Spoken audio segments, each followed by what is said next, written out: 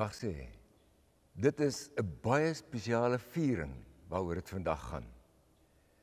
Naamlik die koms van Jesus Christus na hierdie wêreld toe, maar veral ook na jou en my.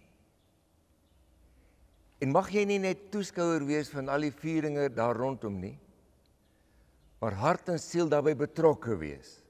Want dis die hele idee waarom hy gekom het. Hy het gekom om uiteindelik Immanuel, God met ons in die alledaagse lewe te wees. Dis nie net 'n viering vir vandag nie.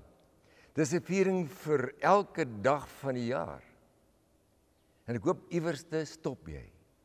En maak iets spesiaal daarvan, dat Jesus Christus gekom het, ook na jou persoonlik. Want dit het effek, en dit het gevolge vir ons elke dag se lewe. Toe hy die eerste keer gekom het, daar in Bethlehem, was die hele hemel en aarde in beweging. Boodskappers uit die hemel,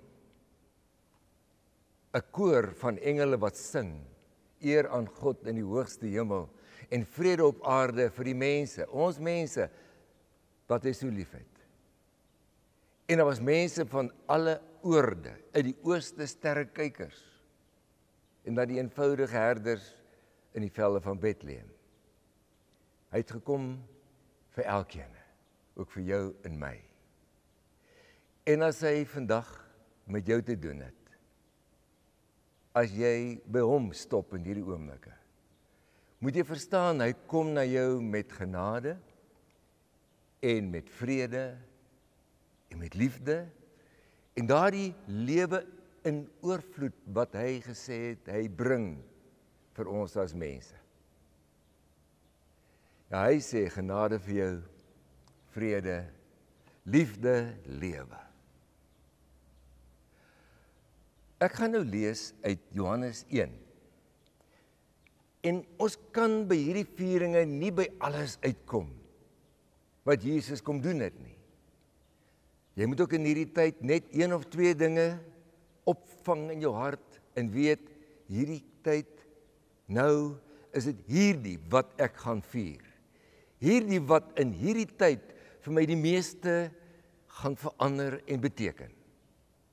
Daarom kan ons net stil staan by wie dit is wat gekom het en dat hy gekom het, in sy styl waarin hy kom en wat die effek kan wees vir jou en my in ons alledaagse lewe. Johannes 1, vanaf vers 1, en dan enkele ander verse ook uit Johannes 1. In die begin was die woord daar, en die woord was by God, en die woord was self God. Hy was reeds in die begin by God, alles het deur hom tot stand gekom, ja nie 'n enkele ding wat bestaan het, sonder hom tot stand gekom nie. In hom was daar lewe, en die lewe was die lig vir die mense, die lig skyn in die duisternis kon dit nie uitdoof nie. Ek lees 'n bietjie verder. Die ware lig wat elke mens verlig, was aankom na die wêreld toe. En dan bietjie verder, hy het na sy eiendom toe gekom, na sy eie mense. Ek gaan net tot daar eers lees. Ons moet besef wie dit is wat gekom het, en nou by ons is, op 'n baie spesiale manier, deur sy gees. Wie is hy wat gekom het? Dit maak dat 'n mens dit kan vier. Hier staan, hy was die woord. Ons weet in Grieks staan daar logos. Nou vir die Grieke in daai tyd was logos die rede wat alles orden. Dis amper iets goddelik gewees vir hulle. Die goddelike beginsel van bestaan en die brug tussen die gode en die mense. Dit was vir die Grieke logos. Nou kan jy self dink, die boodskap hier is, dis nie daai logos wat julle van praat nie, die logos, die woord, is Jesus. Hy is die ene wat die rede, die beginsel, die basis is van alles wat bestaan. Hy is die een wat die brug is tussen God die Vader en die mense. Maar ons weet die Jode het ook geluister na Johannes. Vir hulle was woord, een van die Hebreëse woorde dabar, was weer iets anderste. Die woord was God se skepende woord. En hier sê Johannes, nie net die Vader, die skepper wat geskep het nie, Jesus was die skepper, die skepende logos. En as hulle gepraat het in die Ou Testament van God se woord, het daar altyd handelinge plaasgevind. Wat hy sê het gebeur. Nou is dit duidelik dat hier die boodskap is, Jesus is God wat besig is, hy self. Nie net 'n woord wat uitgaan nie, maar hy is die ene wat handelend as God optree in ons midde. En dit was die wysheid van God, en Jesus is die vergestalting van God se wysheid. En waar God se woord was, was God teenwoordig. Nou wat hierdie boodskap sê, sommer in die eerste woorde van Johannes is, dat deur Jesus, die logos, die woord, is God self teenwoordig. Nou kan ek voortgaan om te wys op watter ander name net in die Johannes Evangelie vir hom gegee word, wat sê wie dit is wat gekom het. Hy was die lig wat die duisternis kom oorwin het. Hy was genoem die heilige van God, ek noem net 'n paar. Hy was die lam van God wat die sonde van die wêreld wegneem. Hy word genoem die brood van die lewe. Ek kan voortgaan, hy het ook gesê, hy is die bruidegom. Die ene wat op pad is, hy is die goeie herder. Die een wat op 'n wonderlike manier daar is, om te sorg en sy lewe vir die skape aflê. So kan ek voortgaan net met name, wat beskryf wie Jesus is. Maar die basiese is, hy is God in ons midde. God het by ons gekom, deur Jesus self. Skepend, handelend, helpend. Sy naam beteken die Here help of help uit. Lukas 2 vers 25 kry 'n naam wat eintlik beteken hy is die uitkoms. Hy is die een wat kom om ons uit te haal met wat ook al nodig is. Ons besef wie dit is wat gekom het. Dan doen dit iets aan jou as jy besef hy is nou by ons. Dat hy gekom het is 'n groot ding. Onthou, die mense was in daardie tyd toe dit gebeur het, voor dit gesê is dat Jesus gekom het. Die mense daai tyd het geglo aan gode, wat jy wat alles voor moet doen, voordat jy probeer om naby hulle te kom en hulle aandag te kry, en dan kry jy dit ook nie eens reg nie. Hulle moes God in die diepste soek, en in die hoogtes.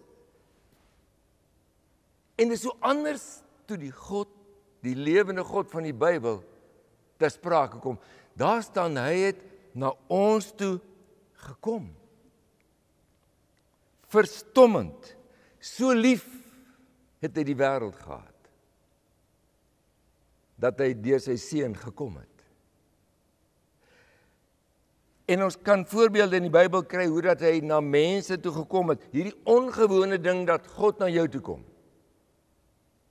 Byvoorbeeld Moses, of hy nou in die woestyn is en sy aandag vasgevang word deur 'n brandende braambos. God het na hom gekom. En ons weet wat die gevolge is.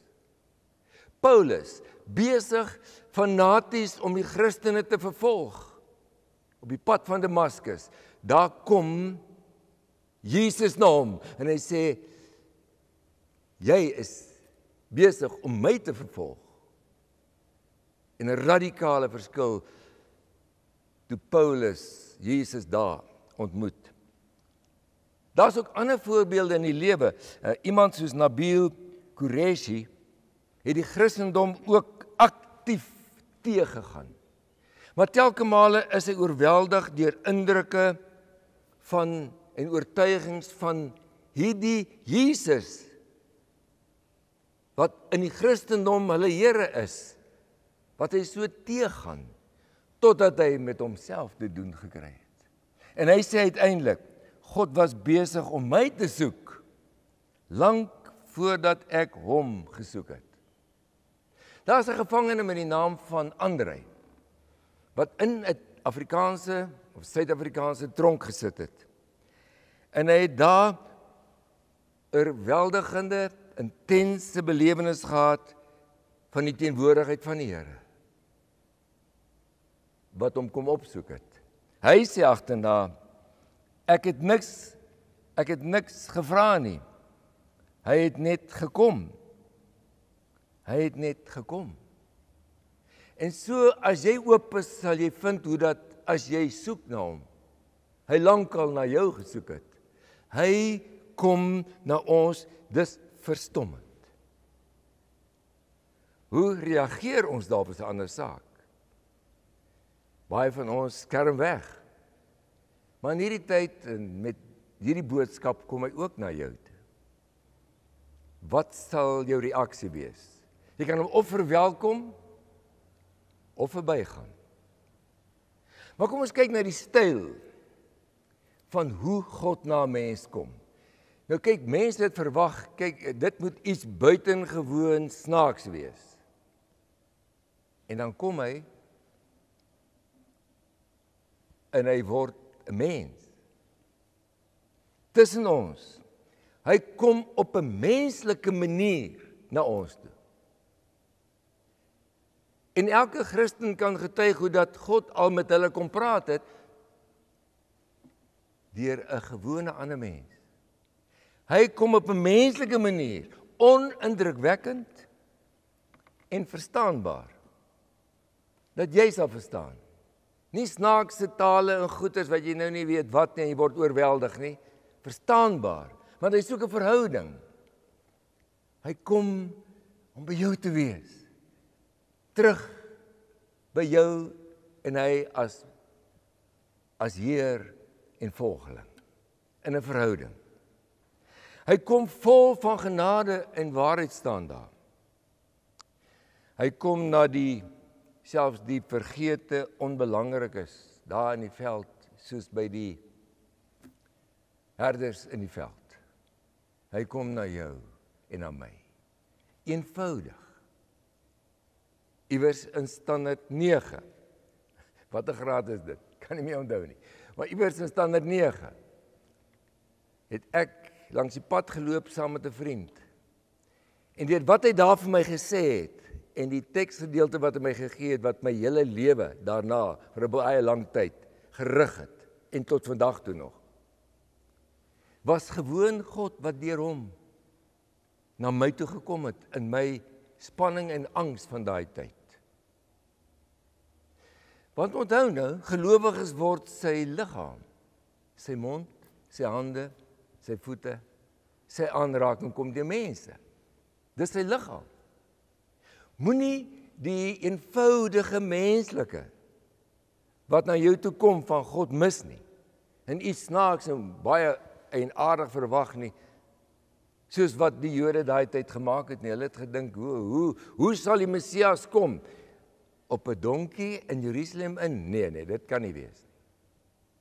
En dan het hulle so vasgehou in hulle ideaal, hoe God na hulle moet kom, en hoe hulle moet voel, en wat moet gebeur, dat hulle hom wat soms so gekom het, gemis het, en alles van hom.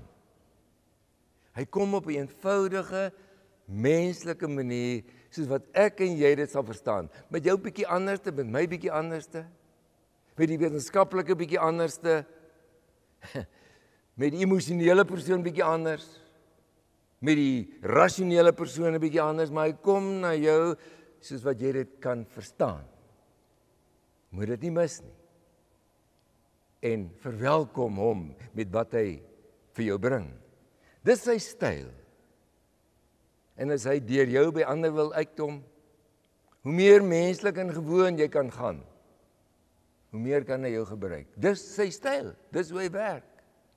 Verwag hom, ook so in hierdie tyd en rondom hierdie vieringe en vir die res van jou lewe. Maar, waarvoor kan ons gereed maak nadat hy gekom het? Hierdie skepende krag van God, wat in Jesus is, die woord wat God is. Hierdie teenwoordigheid van God by ons deur Jesus. Wat kan ons verwag?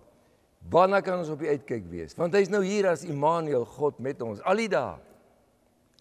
Verwag hom waar ander gelowiges saamkom. Want hy sê, waar 2 of 3 in my naam, en sy naam is hy self, rondom hom, waar 2 of 3 rondom hom by mekaar kom, daar is hy teenwoordig. Verwag hom daar. Kry hom daar.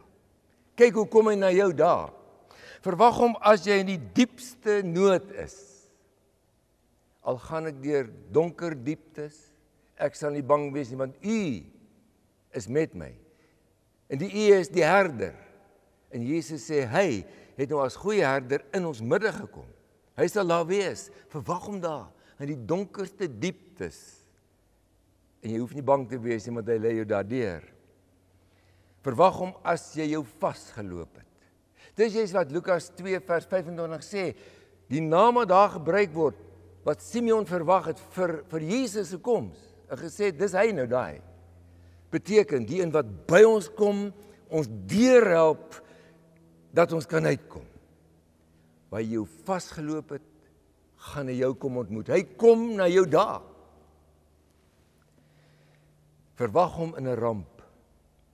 Want daar staan in Psalm 34 die volgende woorde. En ek gaan daarna toe blaai, want daar is iets anders daarby, wat nogal van uiterste belang is. Daar staan, al word die regverdige ook deur hoeveel rampe getref, die Here red hom uit almal. Verwag hom dat hy kom na jou in 'n ramp, want hy vergestalt hierdie Jesus, alles wat die Ou Testament sê, prakties by ons, op 'n wonderlike manier, soos nog nooit tevore. En hoor wat staan hier verder, as jy gebroken is van hart om een of ander rede, verwag hom, dat hy gaan opdaag, want die Here is naby die gebrokenes, hy help die moedeloses. En hier die Here, Jahwe, word in die Nuwe Testament vir Jesus as Kurios, die Here, gebruik. Hy's daar by die moedeloses, by die gebrokenes, verwag hom daar. En so kan ons voortgaan, verwag hom in die stil oomblikke, verwag hom in die lofsange, want hy sê hy woon graag onder die lofsange van sy volk. Verwag hom in die eindtyd, want hy gaan kom vir die groot bruilof. Verwag die Here in jou lewe, hy is met ons, onthou al die dae. Daarvoor het hy gekom, en daarin wil hy die lewe wat hy bring, wat die duisternis oorwin, wil hy juis laat realiseer, soos wat dit nodig is in jou situasie. Dis hier waar jy moet dink, Here, sal jy nie kom in hierdie situasie? Wees nou oop en eerlik vir hom. Here, ek sukkel hiermee. Wat nou daarvan? Kom in my angs in. Kom ontmoet my waar ek wonder waarheen gaan ek hierdie jaar wat kom. Kom, Here, en laat ek beleef, U het gekom ook vir my. En jy sal verras wees hoe hy dan na jou toe kom. Ons moet onthou wie dit is wat gekom het om by ons te wees. Ons moet besef, dis 'n genade, liefdevolle wonder. Hy kom na jou toe. Ons moet besef, hy kom in 'n eenvoudige, verstaanbare, menslike manier, dat jy sal weet, dis hy. En dan, al hierdie moontlikhede, vir al die situasies waarin ons ooit mag beland, het hy gekom. Dis wat ons vier in hierdie tyd. En ek wil vir jou sê, mag die seën van Kersfees juist dit wees, dat jy beleef, hy's by jou, in jou situasie, om daar vryheid, vrede en lewe, meer van die lewe van oorvloed waarvoor hy gekom het, te bring vir jou persoonlik. Neem deel aan die fees. Dis die moeite werd om dit te vier. Moenie net 'n toeskouer bly nie. Wees oop om geraak te wees en 'n ontmoeting te hê in hierdie tye met die een wat gekom het vir jou. Amen. Kom ons bid saam. Onse Here, dis vir ons wonderlike nuus. Hoe sou ek nou gemaak het om by U uit te kom, ek gebroke mens? Maar nou kom beklemtoon U vandag, dat U na my toe kom. En wat 'n situasie ook al. Ook wil die deure van my lewe vir U oop maak. Die deure van my hart. Ek wil U openhartig verwelkom. Kom Here en kom doen wat nodig is. Hierdie tyd in my lewe. Amen.